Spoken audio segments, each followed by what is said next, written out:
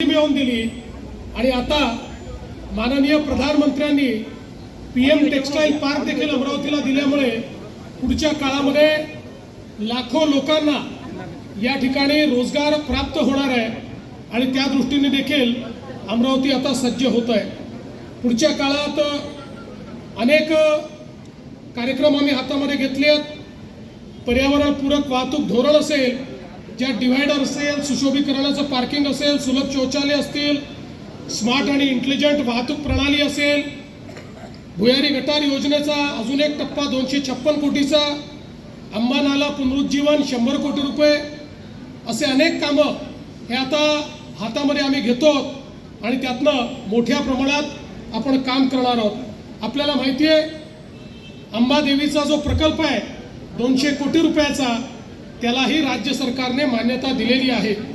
छत्री तलाव पर्यटन असेल, वडाईचा दुसरा टप्पा असेल, अशा अनेक गोष्टी आपण या ठिकाणी हातामध्ये घेतलेल्या आहेत आणि मला विश्वास आहे पुढच्या काळामध्ये या अमरावतीला एक अत्यंत महत्त्वाचं शहर म्हणून विकसित करण्याकरता आम्ही कटिबद्ध आहोत। आपल्याला कल्पना आहे की भाऊसाहेब पंजाबराव देशमुखांनी या अमरावतीमध्ये आणि मग पश्चिम विदर्भ आणि विदर्भामध्ये शिवाजी शिक्षण संस्थेच्या माध्यमातून शिक्षणाचा प्रचार आणि प्रसार केला आणि आज अमरावती आणि या परिसरामध्ये मोठ्या प्रमाणात आमची मुलं शिकतायत आणि आमच्या मुलांची इच्छा आहे की अमरावतीमध्ये IT देखील आलं पाहिजे।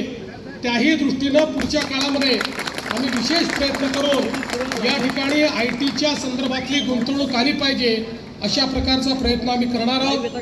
आज खरं म्हणजे मला फार उशीर झाला आहे, कारण मला अकोल्याची सभा करायची आहे आणि एअरपोर्टवरनं 5:30-6 नंतर फ्लाईट तिकडच्या उडणार नाही, त्यामुळे मी अधिक या ठिकाणी बोलणार नाही।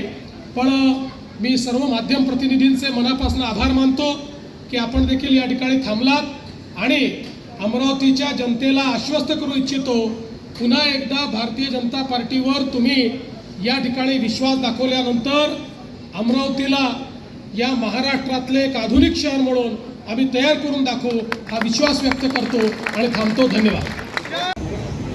त्यावरनं हे स्पष्ट आहे की या महानगरपालिकेच्या निवडणुकीमध्ये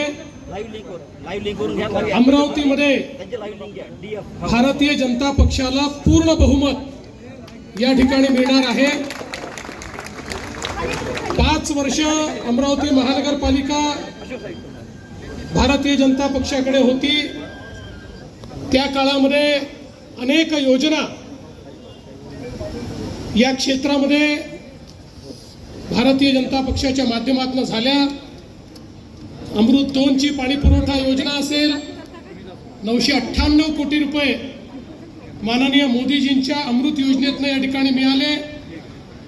रस्ते विकासाला जवळपास 212 कोटी रुपयाचा आराखडा आपण मंजूर केला आणि एवढंच नाही तर दक्षिण एशियातील सर्वात मोठी विमान प्रशिक्षण संस्था ही देखील अमरावतीमध्ये लवकरच सुरू होते आहे। त्याचं बांधकाम अंतिम टप्प्यामध्ये आहे। पर्यटन विकास असेल, बडनेरा सांस्कृतिक भवन असेल, PM ई-बस सेवा असेल, वेगवेगळ्या प्रकारचे सौंदर्यीकरण असतील, अशा अनेक गोष्टी रस्त्याच्या, पाण्याच्या, भुयारी गटाराच्या, तलाव सुशोभीकरणाच्या या ठिकाणी भारतीय जनता पक्षाच्या या कारकिर्दीमध्ये आपण केल्या। अमरावतीला टेक्सटाईल पार्कच्या माध्यमातून